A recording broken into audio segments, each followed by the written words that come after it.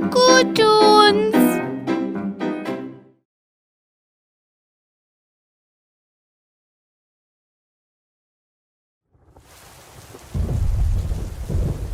কই গো পঞ্চাদা, দাও দাও চা দাও দেখি। আজকে যা বৃষ্টি হচ্ছে তাতে তোমার দোকানে চায়ের সাথে আমাদের প্রতিদিনের আড্ডা একেবারে জমে যাবে। এই কথাটা কিন্তু একেবারে ঠিক বলেছিস রে নিতাই।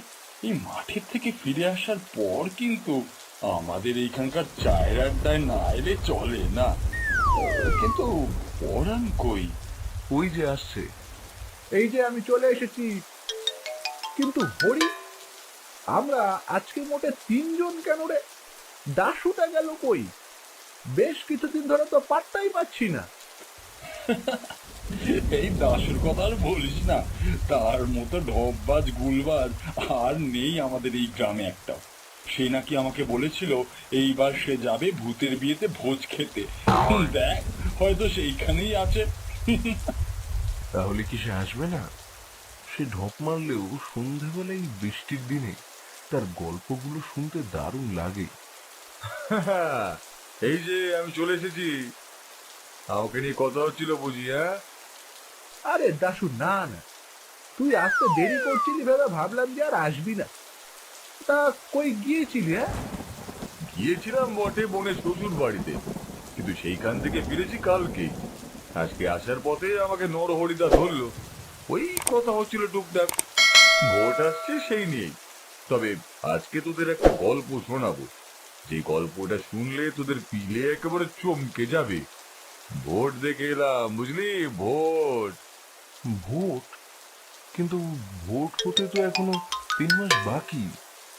তাহলে সে তো মানুষের সমাজে, কিন্তু আমি দেখে এলাম ভূতের ভোট। সেই নিয়েই গল্পটা। আরে প্রতি বছর ভূতের সমাজে প্রধান যিনি, তার বদল হয়। যে বেশি সুযোগ সুবিধা দেয় সেই ওই ভূত সমাজের প্রধানের ভূমিকা পালন করে গোটা 1 বছর ধরে। ভোটের লাইনে সার দিয়ে কিংভূত, মেচভূত, স্কন্দকাটা, শাকচুন্নি আর কঙ্কাল সকলে মিলে কিভাবে ভোট দেয় সেটাই দেখে এলাম। তুই আবার ঢপ দিচ্ছিস? হ্যাঁ, বল। দাশু চুপ করে থাকে।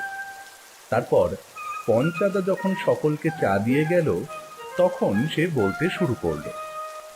অনেকদিন ধরেই আমাকে মন বলছিল যে আমি যেন তার শ্বশুর বাড়ি গ্রামে ময়নাডুবিতে গিয়ে দিন কতক থেকে আসি। আমাকে অনেকদিন দেখেনি, তাই আমি সোমবার দিন গিয়েছিলাম। সেইখানে গিয়ে বেশ খাতির করলো বোনের শ্বশুর বাড়ির লোকেরা। কিন্তু বেশি দিন ওইখানে থাকলে যে আমার তো চলবে না, ফলে আমি ঠিক করলাম শনিবার দুপুর দুপুরই রওনা দেব। অনেকেই আমাকে নিষেধ করেছিল, কেননা ফেরার পথে অন্ধকার নেমে এলে খুব কষ্ট হবে যেতে, পথঘাট হারিয়ে যেতে পারি। কিন্তু আমি শুনলাম না, বললাম যে আমার কাজ আছে ওইদিকেই, না গেলেই নয়। বোনের বাড়ি থেকে বেরিয়েছিলাম ওই দুপুর দুপুর নাগাদ। ময়নাডুবি থেকে আমাদের গ্রামের দিকে পৌঁছাতে অনেকক্ষণের হাঁটা পথ। মাঝখানে একটা প্রকাণ্ড মাঠ পেরিয়ে তারপর আর ঘন্টা খানেক হাঁটলে পর আমাদের গ্রামের সীমান্ত দেখা যায়। চলতে চলতে ক্লান্ত হয়ে গেলাম, আর পিছনে গ্রাম ফেলে আমি দেখলাম মাঠ শুরু হয়েছে।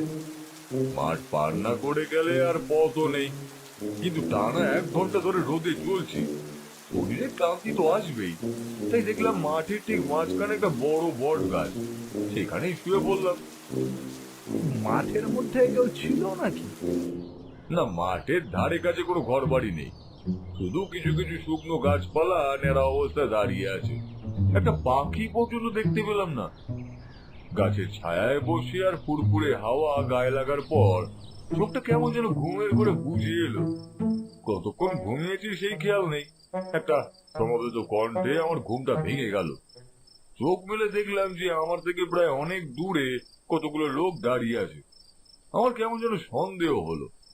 ভাবলাম একটু আগে দুপুরের দিকে যেখানে একটা লোকও ছিল না, সেখানে এমন এতগুলো লোক এলোই বা কি করে? আমি এও দেখলাম যে চারপাশ অন্ধকার হয়ে গিয়েছে, আর মাঝে মাঝে বিদ্যুৎ চমকাচ্ছে। দেখলাম সামনে একটা রোগা মতো লোককে, কিন্তু পরে বুঝতে পারলাম যে এরা কেউ মানুষ নয়, সকলেই ভূত। আমার সামনে ওই ভূতটা চলে যাচ্ছিল পথ ধরে। তার গলায় মাথা নেই, তার হাতে সেই মাথাটা ধরা, আর সেই মাথাটা ছড়া কাটতে কাটতে বলছে, দিল কথা শাকচুন্নি ভোটে জেতার পর পাবে ভূতেরা একটি করে মস্ত থাকার ঘর, খেতে পাবে মাছ মাংস মন্ডা মিঠাই ফল, মাছ চিহ্নে ভোট দিয়ে জেতান শাকচুন্নির দল। এই কথা ওই স্কন্দকাটা তো বলছিলই, তার সাথে মিছিলে দেখলাম একটা মস্ত পতাকা, যার চিহ্ন সত্যি মাছ ছিল। আমি ভয়ে ভয়ে গাছের মাথার উপরে উঠে গেলাম আর চুপ করে বসে রইলাম। আর কি বলবো, মাঠ জুড়ে সব জায়গায় নানান সারি ভূতেরা পিলপিল করছে, মস্ত বড় সাংস্কৃতিক মঞ্চ বাঁধা হয়েছে। সব মিলিয়ে দেখলাম 3টি দল প্রচারে নেমেছে, আর অনেকেই স্কন্দকাটার মতো ছড়া কেটে স্লোগান দিচ্ছে। একজন শাকচুন্নি গলা ফাটিয়ে বলছে, দেখলে পরে দিলাম কথা, শোনো সকল ভাই, যার যা আছে মনের আশা পূর্ণ হবে তাই। লাইন দিয়ে নিয়ম মেনে হয়ে একজোট, সবাই মিলে দিও কিন্তু মাছ চিহ্নে ভোট। তারপরই আবার গলা উঁচু করে বলছিল, আমাকে যদি ভোটে জেতান তাহলে আমি আপনাদের জন্য নতুন নতুন ব্যবস্থা করে দেব। ওই শ্মশানের পাশে যে কটা গাছ আছে সেই গাছগুলোতে আপনাদের থাকার ব্যবস্থা করে দেব। তাহলে এইবার শুধু আমার এই মাছ চিহ্নে ভোট দেবেন। শাকচুন্নির ওই কথা শুনে আনন্দে উত্তেজনায় সকল ভূতেরা হই হই করে উঠল। আর একজন ভূত আরেকজনের সাথে কথা বলতে লাগলো, অনেক দিনের ইচ্ছে ছিল যে শ্মশান ঘাটের ওই জমিটার উপর যে শেওড়া গাছ আছে সেইখানে আমি থাকবো। ওইখান থেকে খুব সুন্দরভাবে মানুষকে ভয় দেখানো যায়। ওইখানে ঘর করতে পারলেই আমার সাথে ডাইনির মেয়ের পেটের বিয়েটা হয়ে যাবে, বুঝলি? চল এই সুযোগে আনন্দে নাচ গান করি। তাই রে নাই রে নাই, কি মজা ভাই রে। বড়মালা হাতে নিয়ে ছাসনা তলারে গিয়ে সেজে গুজে করব আমি পেটের সাথে বিয়ে।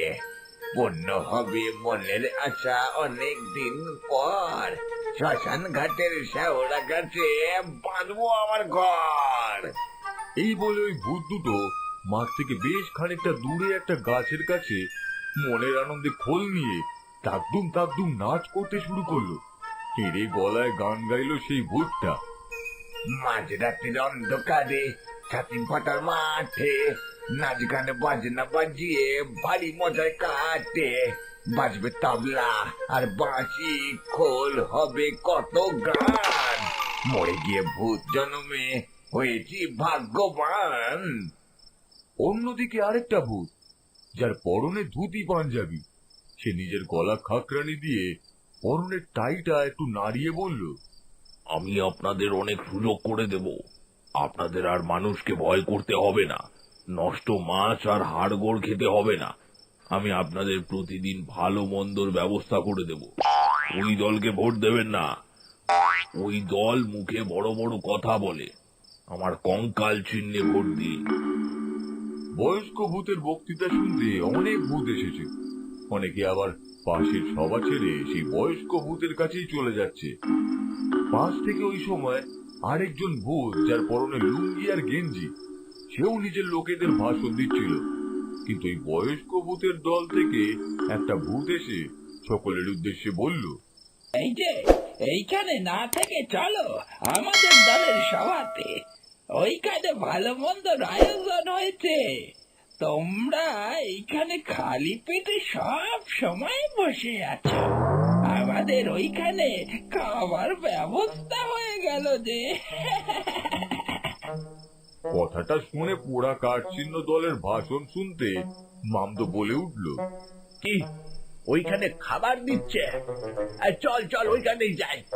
এই কানা ভুলো, ওইখান দিয়ে ভাষণ শুনি আর ভালো মন্দ খেয়ে আসি, চল। চাই রে মান্দ। শুনে একটা একটা করে সব ভূত ওই দলের আসরে চলে যেতে থাকে। এই চল, কঙ্কাল চিহ্নের দল প্রাপ্তি ভূত ওইখানে গেলে নাকি ভালো মন্দ খেতে দিচ্ছে।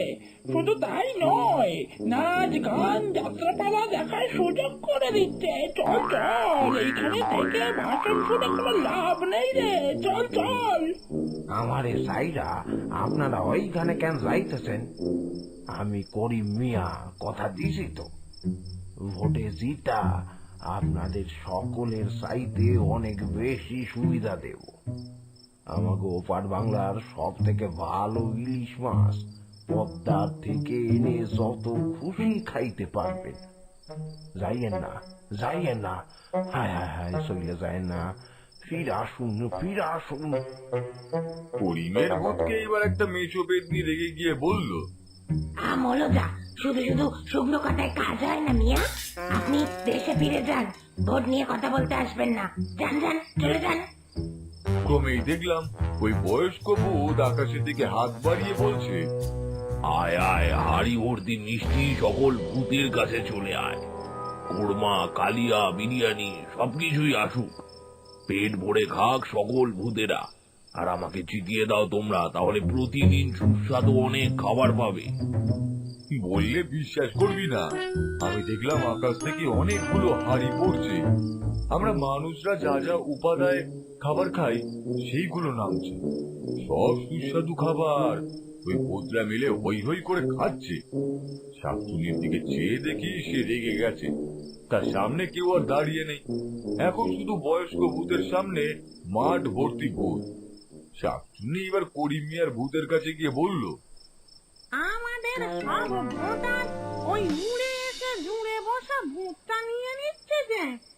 কারণ ওকে আগে মেরে তাড়াই, ও থাকলে আমাদের কেউ ভোট দেবে না। হ হ, চললেন শাকসুনি, আমাগো আর আপনার দলের লোক লইয়া গিয়া ঝাঁপাইয়া পড়ি, দাও যেন পালাইতে না পারে। এই, তোরা সবাই লাঠি নিয়ে চল তো। এইবার আমার খুব ভয় হতে লাগলো। দুই দলের লোক গিয়ে ওই বয়স্ক ভূতের ওপর ঝাঁপিয়ে পড়লো। আর যারা চেটে পুটে মিষ্টি খাচ্ছিল তারা ভয় পেয়ে উঠে ওই সব জায়গা থেকে এলো পাতারে দৌড়াতে শুরু করে।